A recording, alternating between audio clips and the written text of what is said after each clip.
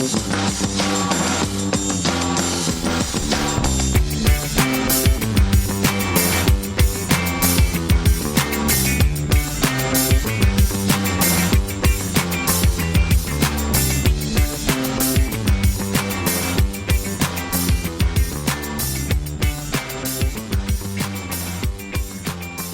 to a Celtic State of Mind. I'm John Dykes, and today I'm joined by the cast of Bend It Like Brattbakk.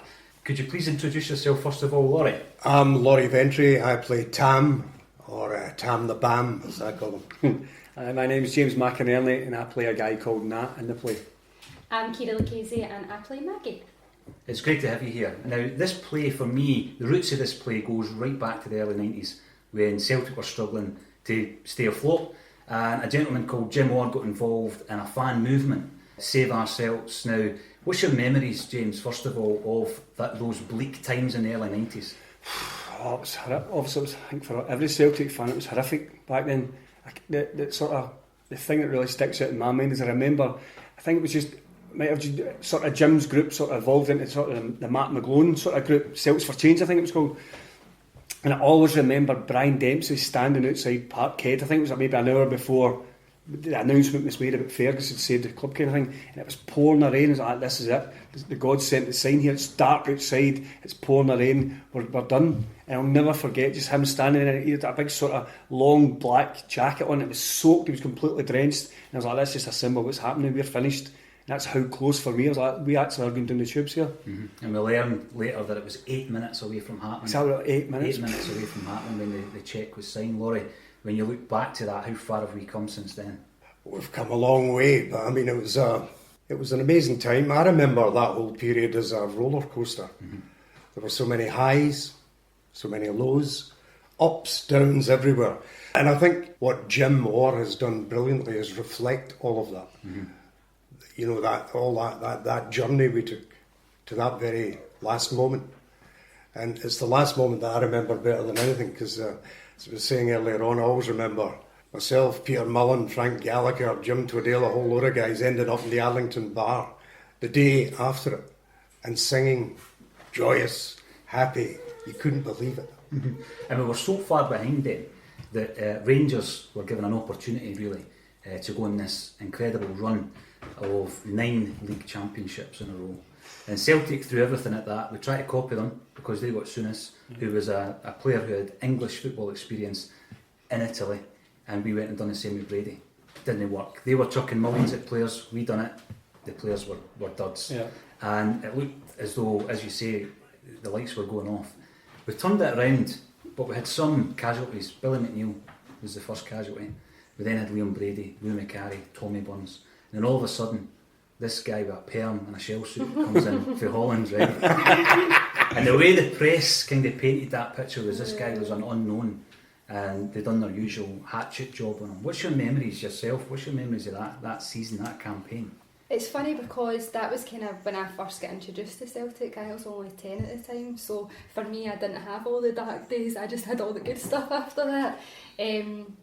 Just going back to when we did, going back to this kind of what we're talking about, is when we did stop them getting the 10, I had my granddad just passed away, and that's how he was the one that introduced me to Celtic. And I always remember he had this beer and he was like, I'm going to drink that beer when we stop the 10. And he never saw it. So I remember this day we were sitting in my grand's house, and me and Auntie Tricia, who's another big fan, and we sat and she had the beer on the day that we stopped. So that's kind of my first memory of Celtic. So it's funny that you guys are talking about all of that. That was like a great memory. Yeah, to be introduced to the club. So you've seen a lot of success since you got introduced to that. Totally. Well, not some great stuff as well, but not to that extent, I don't think. Exactly. I mean, Wim Jansen, as I say, the press tore him to pieces. They've done their usual. They're still at it to this day, right? I mean, the guy played in European Cup finals. He's back at Feyenoord. Right. We had a Feyenoord fan over here interviewing them, and she was telling us about Wim Jansen. He's a liaison officer over in Feyenoord. Right. The guy had won European Cups, played in World Cup finals. I think when it's amazing. Reading about we started doing the play with this Wim Jansen thing was mentioned, I must admit, I didn't know who he was, because what was the he played World against us in the 1970 final in Feyenoord. The game will go on to the goal when Who is it that scored the score? Archie Gemmill. Archie Gemmill Yes. scored the goal. Jansen's one of the defenders. Yeah, that's right. That's the only contact or sort of I'd ever heard his name. I didn't have a clue as soon as they signed him. Even like, he was in the World Cup finals. I didn't have a clue who Wim Jansen was. I hadn't even heard his name really. Apart from I heard Jansen when the Archie Gemmill goal, it mentions the defenders have skipped past Jansen, whatever. I didn't even know who he was. So when like they'd signed Graham Souness, for us, even being Celtic fans, Souness was a massive name in European football. And we're getting this guy, Wim Jansen. So who is this guy? And he was ridiculed. He was, aye. The way he looked. Yeah. Well, because he's back, he wasn't a successful manager, he wasn't a massive player. The way he looked, it was just an embarrassment for us. I was like, who is this rocket? He'd come from Japan, he'd been managing Japan. That's right. And the headline Japanese was, team. he was what was the worst disaster to hit Japan since Hiroshima. That's what they got away It's with funny back how then. you get sucked into that I as know. well, man. That's isn't the it? character in the play that I play. Tam is on about that. Aye. A Japanese, for Christ's sake, Look what he did. Exactly. Yeah. Turned everything around. Him and Murdo, just a godsend. I mean, it can't be overstated the job they've done, because No. when they've come in, He was we've lost brilliant. Canio, we've Yeah. lost Cadet, McStay had to retire, Peter Grant left about a month into the season, Yeah. and he's brought a whole crop of players in. One of these players being the Dreadlocked Henrik Larsson. Yeah.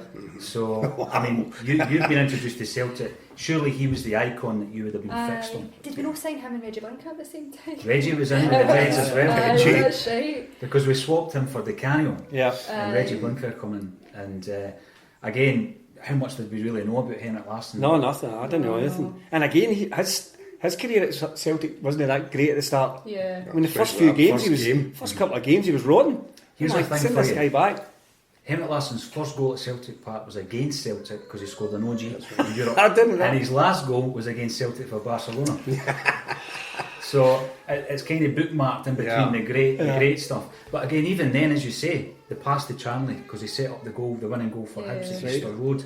And when you look at the comparison between the ridiculous to the magnificent, you can compare that to the goal he scored against St Johnstone. Oh. So that season was always going to be a comedy, wasn't it? Yeah. Someone was always going to change that and turn it into a comedy. I mean, what other points of that season stood out for you? This is when you need to get geeky. I think the old firm games, all the old firm games that season, I think They're all significant. just so every one of them has so much weight attached to them. Do you know what I mean? You're just like that. Like, bad enough if we're going to lose, if they are going to go in 9 in a row, it's like it's the same for them as well. Even if you win the old firm games, it's sort of, you can get through the rest of the season. Do you know what I mean? Even if we're getting beat off for St Johnstone or dropping points against Hibs, if we beat Rangers, that sort of makes up for everything else. And it is pathetic seeing it because it is only still same 3 points. You get beating them or beating Aberdeen or whoever, but you just want to. So I remember every old firm game there. I remember them standing out going like, please, just let's do them. And that I wouldn't even. Obviously, you would be gutted if they went on and done it, but. Just the old firm games for me had so much weight that season. They did. Interesting enough, Jansen only beat Rangers once, and it was in a New Year Day game, the 2-0 game. There was a draw. We got a draw and 2 defeats a couple of times. The first game was postponed because Princess Diana died. That's right. And then leading up to the rescheduled game at Barrowfield, Tosh McAnerney sticks the head in Henrik Larsson, right? Breaks his nose. Now, I've spoken to a lot of the guys from that team, and they said that was the turning point of the season. Because there was a divide between the homegrown players and the overseas players. Yeah. And that cleared the air.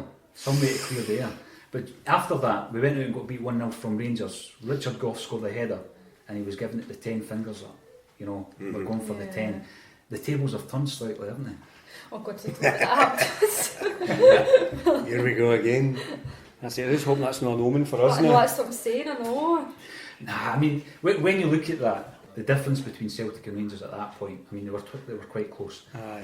I think the last Celtic Rangers game there proves that we are still yeah. light years ahead of Yeah. There's a big gap there. And I That think there wasn't at that period. I mean, I spoke to a lot of the guys who were involved in that team, and some of them reckon that Tommy Burns was too emotionally attached to the job. So we bring in Wim Jansen, who knew about Celtic but didn't have that same attachment. He had a job to do.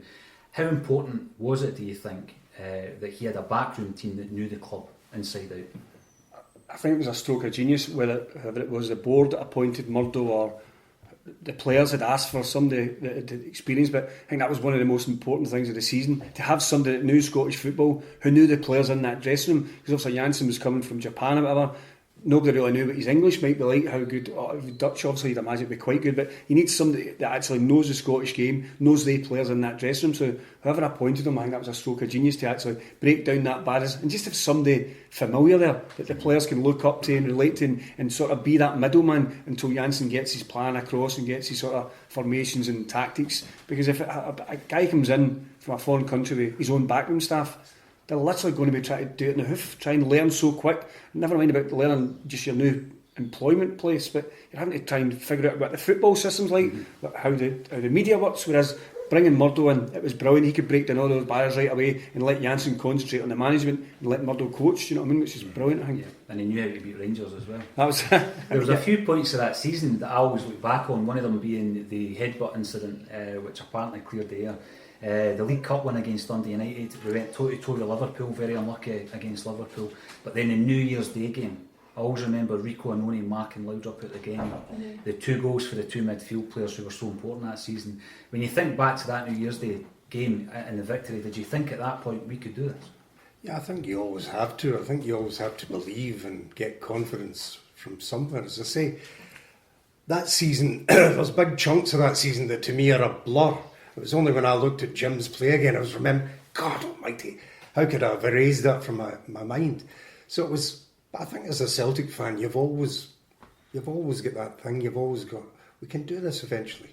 And I mean, Jansen, at the time it seemed a strange appointment, but there was something about him, even with that comical sort of look he had.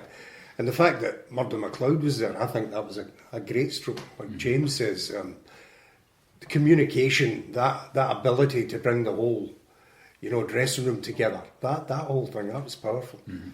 But again, until those final moments, you couldn't guess. I mean, you just hoped. They kept us guessing, didn't they? Yeah. I mean, a lot of Celtic fans don't like saying stopping the 10. They like saying it was us winning the 1. Yeah. I didn't want to give them. That's another way of looking at it. Well, that was a brilliant T-shirt when they did stop the 10. Celtic came on saying, we have won, and it was 10 in a row, and that's like the 0 crossed out. So it was just a wee dig to say, no, we stopped it. Exactly. Now on the back of that T-shirt, that was smell the glove. Aye. Yeah. So what's your knowledge of that? What was the story behind the smell the glove? There's a couple of stories into it. I don't know. I heard one, like, again, it's probably loads of them, but I heard one that Gorham was coming off at Parkhead and I think they'd beat us, and it was also that season, and he supposedly burst the Celtic dressing room door open and threw the glove in and said, smell the glove of a champion or something, whatever he said, and that was the story that I heard, that's how that sort of phrase came about. True? I mean, is it? Well, Simon Donnelly and Tom Boyd stated that they had played a game at Rugby Park, and when the bus was coming away, someone pointed out graffiti on a wall, different type of graffiti on a wall, and it said, smell the glove, right? So in Kilmarnock there's a vandal who's a Spinal Tap fan, because that was the name of a Spinal Tap album, right? And so the Celtic players thought this is just obscure, and they started using it. So if somebody was annoying you or whatever, you'd say, I smell the glove, and they used it as almost like all the way through, and nobody knew what it meant. But Donnelly and Tom Boyd said that it had nothing to do with Gorham. Apparently that story came from Gorham. Right. But you'd heard, did you hear that as well? I thought that's what the story was. But Donnelly and Tom Boyd said, it was some graffiti artist in Kilmarnock. But so was behind it at all. So was Celtic that were using it? No, Ray, I thought it was Rangers that were using it. Celtic were using it. So it's Gorham, it's right. Just when I heard the story, I thought it was like I was Rangers. They would always say to us, "Smell the glove." So it was actually us that the Celtic were using it. It was. Now I always remember coming from Fife, coming from Dunfermline, that we should and could have won the league at East End Park that day, and we went a goal up, Simon Donnelly, and then we almost threw it away, 1 each. Again, going into the last game, let's talk a wee bit about this man here, Brattbakk, right? He was a bit of an enigma, wasn't he? And you're telling me that he's now an airline pilot. Yes, commercial airline pilot. Doesn't surprise me. Now, he went from the ridiculous to the brilliant, to the sublime. He had size 5 boots. That's right. Right, they're that size, and sometimes he would trip over them. and then he would score 4 goals against Dunfermline. And obviously I thought it was almost fitting that he was able to score on that day, just to settle on nerves. What was your celebrations after that game? We know your celebrations, which are fantastic. Yeah. What about yourselves? I was in a pub in Clydebank. I'm from Clydebank. I was in a sort of Celtic pub down there, and literally it was like there was a couple of bar staff that weren't Celtic fans, and I just remember going up to the bar and they were like, listen, you'll be really unhappy to hear, but the bar's going to be closing in the next half hour. And I was like, but it's only 8 o'clock. I was talking to you left. Yeah, it's closing for taking money. The management have put a free bar on, and I'll never forget, to get a free drink in Clydebank was something, and I don't know what's happened. I don't know if they've been saying it, but to get a free drink in Clydebank, and obviously we were up there every 2 minutes. I'll never forget being in this pub and free drink. I actually forgot. I think I was more shocked about not us stopping the 10. I was more shocked about getting a free drink, a free bar in Clydebank. And yourself, Laurie? I was working at the time, I remember that. So, and I was doing a play that night, so obviously I couldn't go crazy. But I remember a feeling of being like fucking spring-heeled Jack. Mm-hmm. It was an ecstasy, a moment, a high. And as I say, the next day, we all went for it. That was it. Absolutely. I just think after the takeover, this is what we were waiting for, and it took a few years for it to happen. You know? And then, of course, 20 years later, he's come into contact with the gentleman Jim Orr, who has this concept of turning this into a theatre play. So how did you get to know Jim, and how was this kind of pitched at you? Well, it was mad. Like, I'd received an email from Jim's sister, who I'd worked with in a couple of shows, and she said, James, can I pass your details on to my brother? I was like, aye, fine. So I got an email from Jim just saying hi, introduced himself and all that. And Jim had seen me in a couple of plays. He'd come to see a Celtic play that Tony Roper had written about Seville. Sometimes you get emails from guys saying, like, you've never heard of me, I'm a brand new writer, I wrote a play, would love you to do it. And like, a lot of the times it can be keech, right, pure like rubbish plays, right? So you don't want to commit to anything. So I was like, listen, I'd obviously gave him a bit more time because I'd worked with his sister. I was like, send me the script. And I said, obviously I can't make any decision now about what to do because I'd need to read it first to see what it is. So he sent me the script, and about a week later he sent me an email saying, have you read it? And I think I was working on something else at the time. I was like, sorry Jim, I've not read it, but I promise I'll read it over the weekend. I was like, I'll read half it today and then half tomorrow. So I started reading it. I literally couldn't stop reading it. And not just because the play was that good, but like we were talking about earlier, you can through those games, like Laurie said, the games you'd blanked out going, my God, it was actually that close to that. And I kept going. I found myself laughing out loud. I was like, because it brought back so many memories. It reminded me of my dad, it reminded me of my uncle, it reminded me of my sister. And all. I was like, and I couldn't stop. And I literally finished it in email, but I said, I think it's brilliant, Jim. What's your plans with it? He said, well, I was wanting to maybe ask you if you got any idea, like, who you think you would, if you want to do it, if you got any idea. I said, well, and Jim had suggested, his sister gave him a couple of names, and I'd suggested a couple of names to him. He said, well, can you contact them? So I contacted Laurie, and Keira, I thought of Keira about it right away, but she was heavily pregnant, or she was heavily pregnant, so I was like, I didn't know what to do, so I was like, contact Laurie first, because see what he's doing, and I'd sent it to Laurie, and Laurie was the same again. He's like, listen James, I can't commit to anything, but if you're saying it's no bad, at least I'll give it a try. So he read it. He's like, love it, it's great, let's meet this guy. So we went and met Jim, talked about the idea, and Jim is an aficionado, he knows all the wee into. He's the guy who was sitting here talking about the game. And then in the 67th minute he scratched his head and he flicked his balls. So he knows every detail of the season. So we met him and we got on really well, and he's like, let's try and do it. And then basically that was it. So I sort of organised, I sort of got me, Laurie involved, but we wanted Keira to do it, but Keira was heavily pregnant, so I texted another girl who's a Celtic fan, Carmen. She did the first we did a rehearsed reading of it, and again we were all sort of apprehensive because I love the play, but is anybody in the audience going to like this? It's 20 years old. A lot of people are like, no, that's too far away, who wants to do it? We did a rehearsed reading of it, and literally the feedback, and we're on stage with the scripts, so I was just trying to do it as much without looking at the scripts, and the feedback was unbelievable. And Jim's been so clever because he's attached music from the 97-98 season as well. No Celtic songs, just music of that era. Mm-hmm. So people are, it's like a nostalgia trip, as well as following this journey of Celtic stopping the 10. The whole thing's just a great sort of wee nostalgia trip for everybody. And like, that's something that just sort of went from strength to strength from there. I just remember having my doubts because it was at East End and you thought to yourself, you're going to go out there and hammer this mob.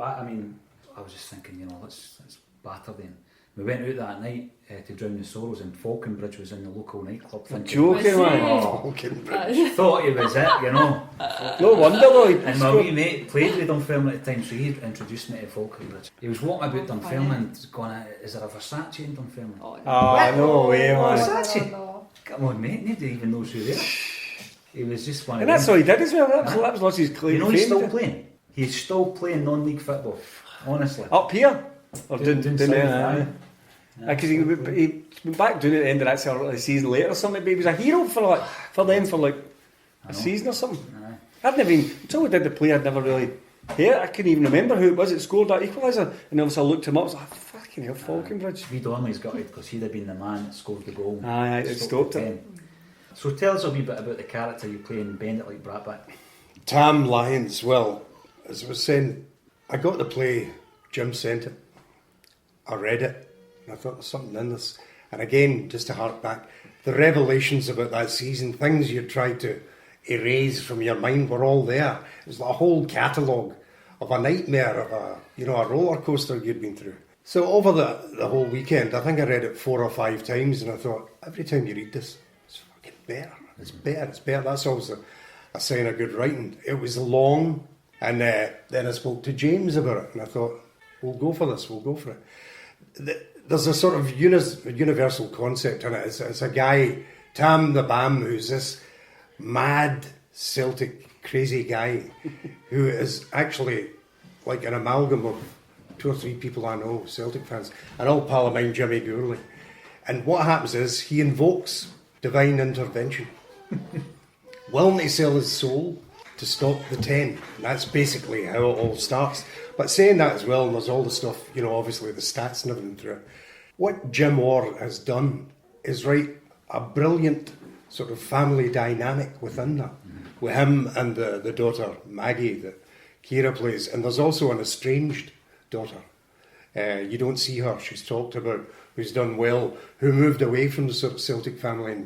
Because I'm always going like, she's not got what we've got. We go and watch this team every week, and so there's that sort of thing.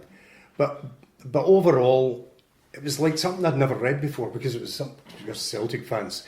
This whole thing was embodied within this family thing, and a guy at the end of his tether, almost insane, who's torn apart, whose wife leaves him, whose daughter's ready to walk away, his second daughter. He'll do anything to stop the 10, and then of course he invokes God and come and see the play and see what happens. You've touched on something there. I was speaking quite recently to a friend of mine, and we were speaking about the people we know and what they've lost through their devotion to going to watch Celtic. A brilliant point. It's incredible. Yeah. Relationships, jobs, Yeah. Marriages. That's a brilliant point. People planning marriages round the season. And Tommy Roderick didn't know. Yes. But that's what Jim gets. That's a great point. Mm-hmm. He brings all that into it. How far would a human being go to stop this thing or prevent it or whatever? And he's almost unscrupulous in that sense. Unethical, he'll do anything because he's so driven. But it's a great part. It's so funny. I always think comedy, the best comedy is about recognition. And that's what Tam is. You recognise what sort of guy he is, that whole thing. The sort of feedback we've got after it, because Tam is such he is so mental on the show. Yet every time we finish a show, somebody comes up and says, "Oh, you reminded me of my granddad or my uncle." And we all know these guys, but when you see it on stage, it seems so heightened. Like nobody's that crazy about Celtic, or nobody's that takes it to that extreme. And every single person comes out and says, "Oh, you remind me of my big brother. You remind me." That really is. It's just, as we know, it's in us, and it does something to us that we can't even control. Because Tam's a good guy, but just there's something in it that invokes this crazy. Takes over. Takes over. Basically, that season makes him ill. That's what happens in it. He becomes ill and iller until we know what happens. And we all know Celtic fans that are lovely, sort of quiet guys in everyday life, and as soon as there's a match on, they become like a Jekyll and Hyde guy. What's happened to this guy? Man's half his head here. And what about your character, Angie? Tell us So a bit about him. I play this guy Nat Christie, and Nat gets he goes to tea in the park, and he meets Tam's daughter Maggie, and he doesn't really know much about football or anything, and he's sort of fancies Maggie, and Maggie they end up seeing each other, and goes back to the house to meet Mad Tam, and he just doesn't understand this whole concept. How can a girl for a start be this passionate about football, and then to meet her dad who's even more mental and more passionate about it, and he's just sort of stuck in the middle of these two people talking about the love of their life, which isn't their mum or their wife or their sister. It's Celtic. And he's just stuck there like this unknown, like, what is this thing they're talking about? This thing that's bigger than life almost. So that's the sort of character I play. The thing is that happens as well. People walk into these houses and these families and they just think, wow, they've never seen such intensity over a football. You know? But you even mentioned Tina Park, and that takes us back, talking about a nostalgia trip. You know, you never thought at that time that would disappear, and obviously it has. Yeah. And yourself, Maggie, you play Maggie. Tell us a wee bit about Maggie.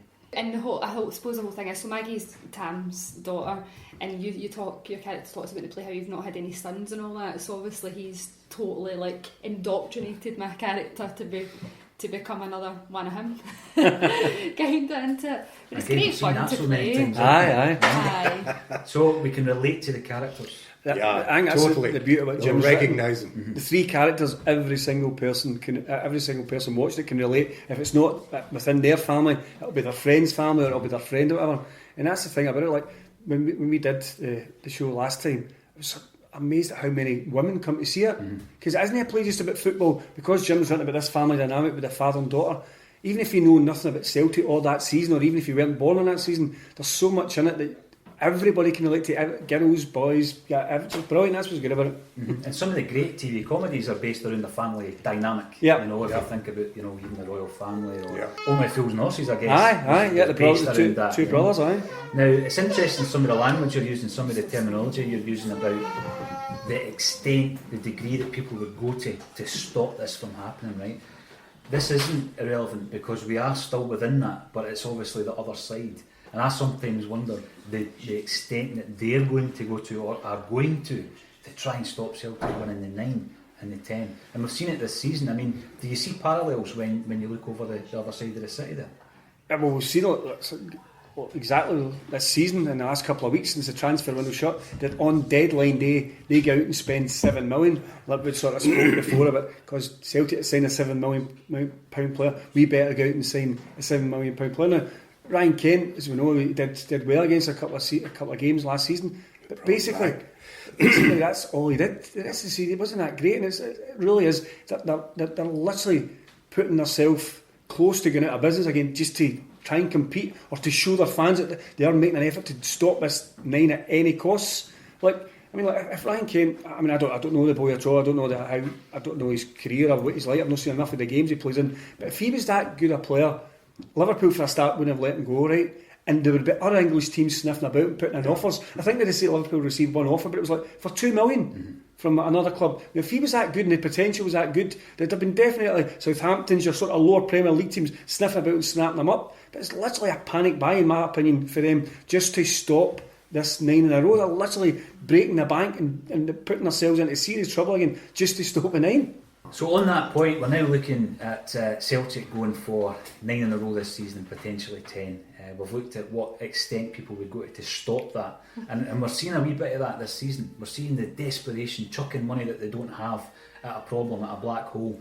And one of the biggest problems, I reckon, is they've got a rookie manager. They've got Steven Gerrard. He's a massive name, but he's a rookie manager, and you've seen his tactics board against Celtic, and it was all about owning the midfield and owning the ball, because he thinks they guys can do what he did. But he was a class act on the field of play, but he's a rookie manager. How impressed were you at Neil Lennon doing one over Steven Gerrard? I think Lennon got everything right that day. Everything, even from the week leading up to the game, as we spoke about earlier, Celtic being underdogs. I think Lennon obviously knew that from the Monday, but he didn't mention it at all to I think it was the press conference just before it said that we're going into this game as underdogs, and literally left it at that. So already the mind games he just ignored that whole thing about saying just let the media print what they want, and almost like that old cliche but let the football do the talking. And literally Scott Brown, Lennon had them so fired up that day, and that's what we were missing the last 2 games at Ibrox. We came out, we sort of sat back a wee bit. It was right for the kick-off. Brown in the midfield, McGregor tore in right away, bossed the midfield, and like you said if on Stevie Gerrard's thing, said own the midfield. From the first minute of that game, the midfield was lost for them. It was lost. You're right. Brown and McGregor tore in right away. The first game last season that we got beat where Rodgers was in charge, it was because McGregor was at left back. That's it, yeah. In the second game, Brown wasn't fit. Yeah. If you remember, he just come back. You seen the footage of him in the tunnel just before they go out? Have you seen it? of that game. Scott Brown. And all the guys are behind him, and honestly, this game there, he doesn't even turn round. He does not even turn round. He just focus straight. You could tell you just knew. So Lennon's game plan just obviously perfection for what he did. Because honestly, I couldn't believe it. I remember the first 5 minutes, if Hal even touched it, Celtic's got right away. But again, McGregor, that game they played him right or left back, he was our best player that season. And I think a couple of games we put Johnny Hayes in that position, who done great for us, done great for winning. Why not keep McGregor our best midfielder? And that's what sometimes Rodgers fair enough, he did what he did when he left us, but when he was there, he was quite tactically good and he made good changes. But sometimes you've got Johnny Hayes there. You've obviously played him that before and trained him, whatever. You put him in 3 weeks. Why did you not play him? Maybe thought it was just too big a game for the boy to come in and do it. But you take your best player out of midfield, and your best midfielder's no fit. There's a chance that you're not going to do well that day, and the result obviously proved that. What I find interesting is they chucked everything at winning 9 in a row. We now know that. We know what we were chucking at winning that. We've won it, or going to win it this season. And it's not built, it's not a house of cards, it's not built in sand, it's stable, the foundations are there. But I always look at a season or two ahead. What happens to Celtic after we've done the 9, after we've done the 10? Where do we go after that? Are we limited now? After the 10 in a row, let's say, as to what we can do and how we can progress? I don't care, man. It's a good question. It's a very good question. I don't care either. I presume we're going to win this season, then go into the next season, do the same again. That'll be it. What are we going to be like? I know. I think we should just chuck it. If I can, P45. If we do 9 in a row and we go on to do 10 in a row, I think we should just chuck it. Just to sicken them. That's us folded now after 140 years. We're just going to let you have a wee shot now. Aye, we've done it, aye. We're going to use a wee shot now. Let's just fold. That's what I would do. Mm-hmm. Because it's so fresh in our mind, not just the fact that we stopped the 10 back then, they're going to try and do it. There's another run of shows, Bend It Like Brattbakk. Tell us all about that, where they're going to be and how we can get tickets. So it's going to be at the SEC. The SEC. The 18th to the 20th of October. There's 2 matinees. I think the shows are 2:30 and 2. So on the Friday we've got 5 shows over the weekend. So 1 on the Friday night, 2 on the Saturday at 2 o'clock and 7, and 2 on the Sunday at 2 and 7. And you can get your tickets from the SEC website or on Ticketmaster, or phone them up, or pop into the SEC if you want. Are you expecting any of the guys to come along? I think Jackie McNamara and Murdo McLeod came to the last ones, didn't they? Yeah, we don't want to give too much away, but hopefully there'll be a few of them. Hopefully we'll get a couple of... We can't guarantee it, but hopefully we'll have a couple of wee surprises. We can guarantee a great night out, and it's a cracking play. It's really good fun. It's very funny. And if a player comes on or makes an appearance, that's an extra wee bonus. So just you need to come along and see it, I suppose, to see if there is any wee surprises. Keep us hanging. You might have noticed during our interview that Keira nipped out back forward to tend to our little kid who was missing her. During that period, Jim Ward was looking after the baby. He's also the playwright of Bend It Like Brattbakk, so please welcome Jim into the fold. How are you doing? Thank you, Paul. It's good to see you again. Good. So you've saved Celtic and now you're putting on a theatre shows or nothing you can do. And you look after kids. Piece of cake, Paul. Piece of cake. How happy were you at the response to the first one? It's taken a life of its own, basically, and that's down to these guys. It's just it's a daft wee story in a bit of paper, but when these guys get a hold of it, every night, hysterical laughter, and it is a big leap, just going from Laurie and James and Keira from a bit of paper onto the stage. And as Laurie told me before, the fact that I've only done one play before, so there's nothing to go on. So I'm thinking, who wouldn't want to do this? Because it's so funny. But then these guys talk to me and tell me how the acting world works. It's like, well, you've got no pedigree, we don't know who you are, so we can trust you. And the guys read the script a number of times and said, yeah, we like it, let's just go for it, sort of thing. And I was thinking, who wouldn't want to do this? So it's a bit of a leap for me, because this is a hobby at the end of the day, and it's taken life of its own. Because my big idea, when I was on a Celtic State of Mind before, I think I might have said, my big idea was as a kind of hobby, I'll write a play every year, and we'll stick on for a couple of nights, and I'll write another play, and repeat.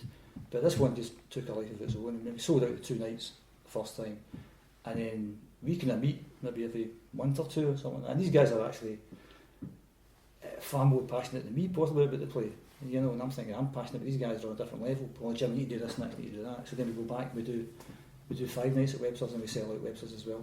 And then the guys will say, right Jim, the plan next is we do this, and I'm completely in their hands, you know, so whatever you think's the way to go, that's where we'll go. But as I said, it's taken a life of its own.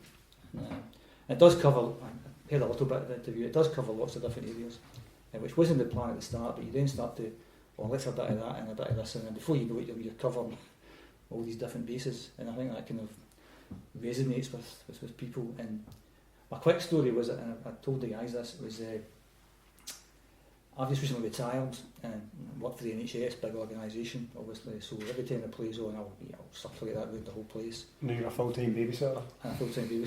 And I get an email about 4 weeks after the second run there. Guy says, "Hello Jim, I don't know you." He said, but I got a flyer from someone else in work.